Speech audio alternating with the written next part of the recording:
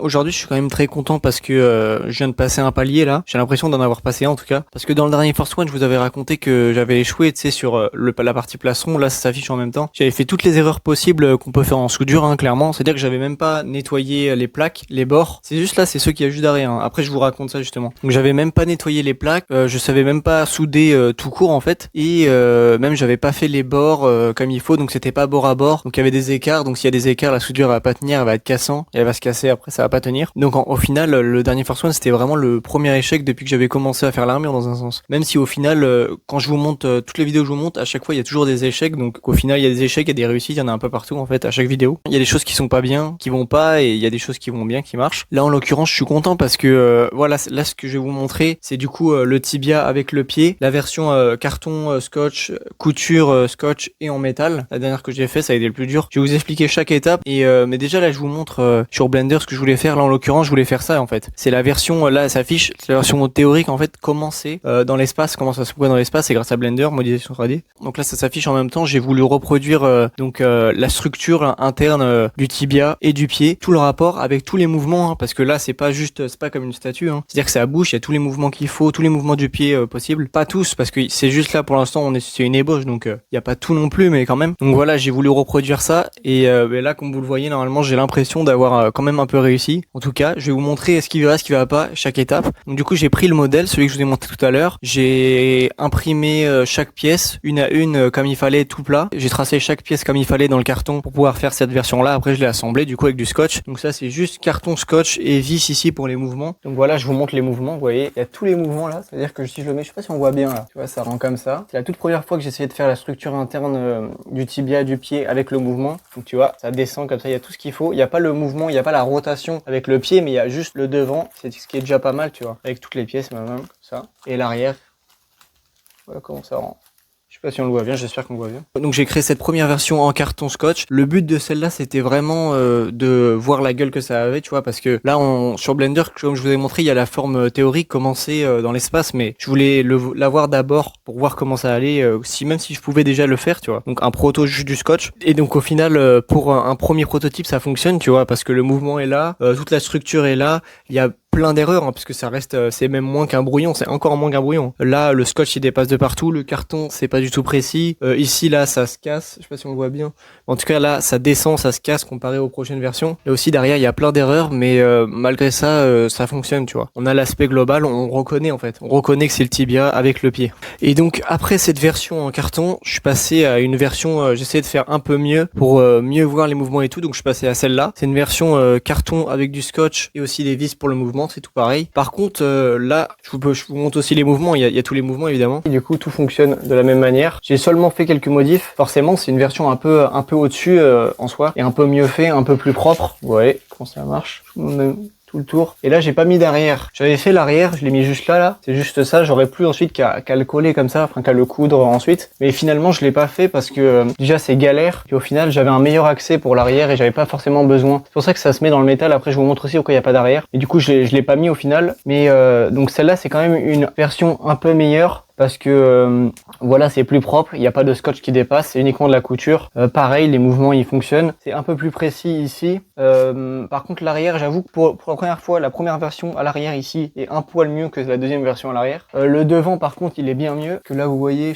Normalement, vous voyez, là devant, c'est tout droit, comme sur la version Blender. Contrairement à celle-là où, là, tu vois, ça se casse. Ça devrait être un peu plus droit, un peu plus comme ça. Mais pareil, les liens entre, j'ai l'impression que c'est plus propre. Le devant aussi, ça a l'air de l'être. Et là, c'est mieux mis, alors qu'ici, c'est plus compacté. Ce qui m'amène au final à la version la plus intéressante. La finale, c'est la version en métal, celle qui est là. Donc, je vous bouge tout, mais devant. Donc, cette version...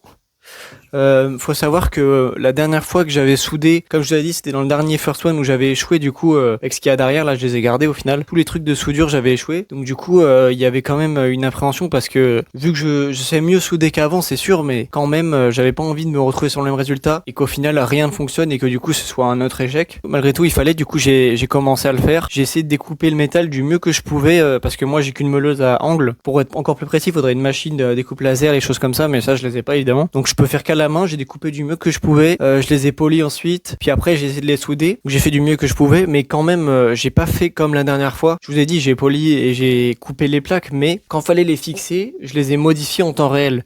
Ça veut dire, je suis pas tombé. Enfin là, si, c'est quand même arrivé, mais par exemple sur certaines faces, je les ai modifiées en temps réel. Je pense à là, je pense à là. En fait, à peu près tous les points sur l'extérieur, ici aussi, et ici aussi. Ça veut dire que je me suis pas basé uniquement sur reproduire.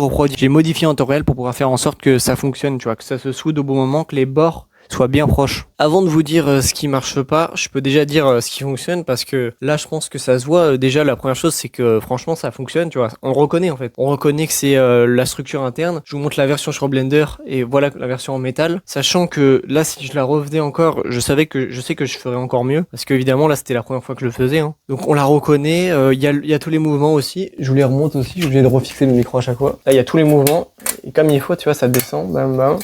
Comme ça, je sais pas si on voit bien, comme ça peut-être, on voit mieux.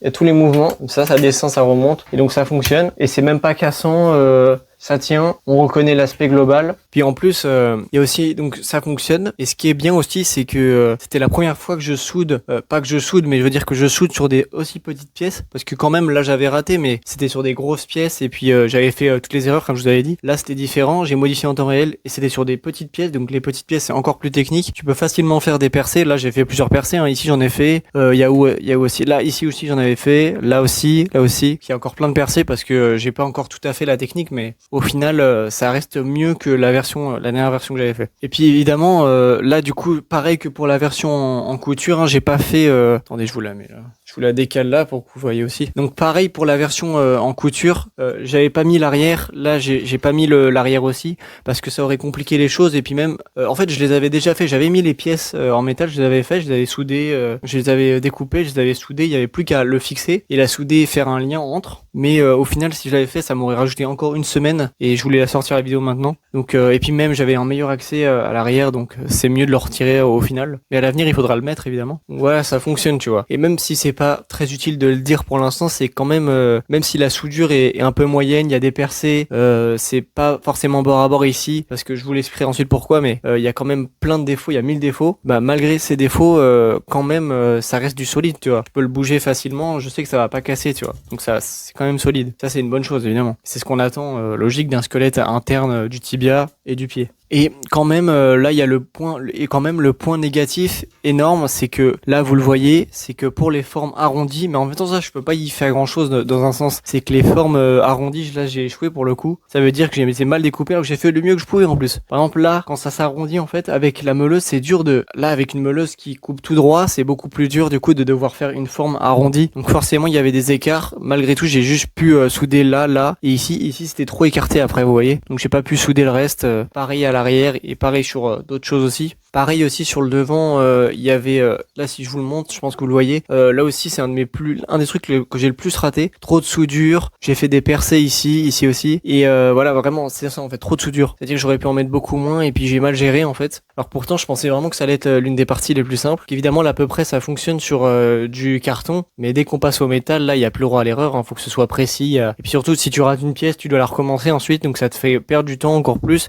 Ça rallonge très vite, il y a des jours qui passent, ça passe beaucoup plus vite. Donc voilà, il y a vraiment des erreurs à chaque fois, mais quand même pour ma défense, faut savoir que j'ai uniquement une meuleuse d'angle, une scie sabre, mais la scie sabre c'est pas pour couper le métal, enfin si, mais pas pour couper de manière précise le métal. Le truc le plus précis que j'ai c'est la meuleuse et poncer à la rigueur, mais c'est tout, tu vois, je peux pas être aussi précis qu'une machine qui découpe un truc laser avec un ordinateur, où c'est précis, où c'est fixé avec un axe. Là j'ai pas ça moi. Donc il faut assumer le fait que ce sera de l'à peu près, le fait qu'il y aura plein d'erreurs, que ce sera décalé, qu'il y aura des décalages. Il y a aussi un truc qui est terrible, c'est que donc même si je suis obligé d'assumer l'à peu près, quand même dès que je fixais une pièce et du coup je fixais une autre, s'il y avait un poil de décalage, ça se décalait derrière, etc. Ça faisait qu'en fait après forcément ça s'alignait pas, donc même si il va falloir que je modifie tout le temps en permanence, ce qui est du coup ça rajoute du temps et c'est compliqué. Je pense à l'arrière là notamment, j'avais même pas fini du coup pour sortir la vidéo plus tôt. C'est-à-dire que là, je sais pas si on le voit, c'est cet arrière là, c'est-à-dire que normalement j'aurais dû en rajouter un là, une pièce là. Je l'avais déjà fait, hein. La pièce il manquait plus qu'à la mettre, mais vu que j'avais décalé comme j'ai dit, c'est-à-dire que ça fait qu'au final c'est pas comme il fallait, c'est pas comme dans les temps et ça se décale. Donc ça c'est l'un des gros points négatifs clairement. Pareil, il y a aussi un autre défaut encore,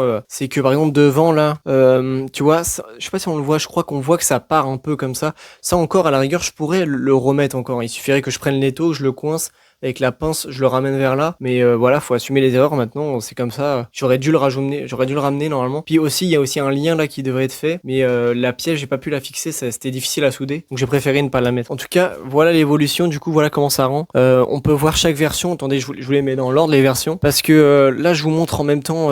Ça s'affiche en même temps la version théorique sur Blender, comment ça rendait sur ordinateur. Et la version réelle. Voilà comment ça rend du coup avec les 3 versions. Avec les moyens du bord, clairement. Et je trouve que c'est quand même une réussite au final parce que c'était pas gagné. C'est hyper difficile de souder des petites pièces, d'être précis avec des petites pièces. Il y a tout. Il a fallu faire chacune, les couper, les arrondir, les poncer, les souder évidemment, mais bien comme il fallait. Moi, c'est une des rares fois où je soudais encore. D'ailleurs, à l'époque où j'étais en train de, parce que c'est à l'époque où j'ai créé là la version le squelette donc théorique sur Blender, j'avais aussi créé une autre version, la version d'un plastron, mais une version compliquée à la mort vraiment, un truc qui est actuellement quasiment impossible à faire. Je vous montre là à comment ça rendait, c'est vraiment un truc. Je sais que si je faisais ça, non seulement ce serait hyper difficile, ça prendrait vraiment 4 mois au moins, et en plus il y aurait 1000 erreurs parce que là, voilà, sur cette version là déjà, tout se décale, faut remodifier en permanence. Donc imaginez cette version hein, avec tout ce qu'il y a, tout différent, ça aurait été terrible. Mais quand même, je pense que je la ferai hein, à terme. C'est quelque chose que je ferai parce que c'est un truc qui est nécessaire dans l'armure. Aussi, avant de finir la vidéo, je me disais que je voulais aussi vous présenter une sorte, tu sais, le bras, l'avant-bras. En fait, cette version-là que j'ai fait aussi sur Blender, ça veut dire j'aurais voulu la faire aussi. J'avais même commencé à faire pareil, les mêmes étapes. Donc commencer par la version carton et scotch. Au final, comme ça prenait déjà beaucoup de temps. Je me suis dit que j'allais juste faire ça déjà, ce serait déjà bien. En tout cas, voilà, je pense que c'est comme le plastron, hein, comme le plastron que j'ai dit, je le ferai, mais beaucoup plus tard. Peut-être un prochain First One, je pense, on verra. En tout cas, pour finir, je voulais quand même faire ça avant de commencer vraiment à faire toute l'armure en entier, parce que je sais que ça, c'est une pièce, quand elle sera évidemment mieux faite, bien fermée, et faite à la bonne échelle, ce sera une pièce qui sera juste obligatoire dans l'armure, ce serait la couche interne. Là, je vous montre en même temps comment j'imagine le truc, c'est-à-dire qu'il y aura vraiment la couche externe fermée, celle-ci, encore une autre pour maintenir tous les systèmes électroniques, etc. C'est une chose qui est obligatoire, je pense, donc il fallait déjà que j'en fasse une ébauche pour juste me faire à l'idée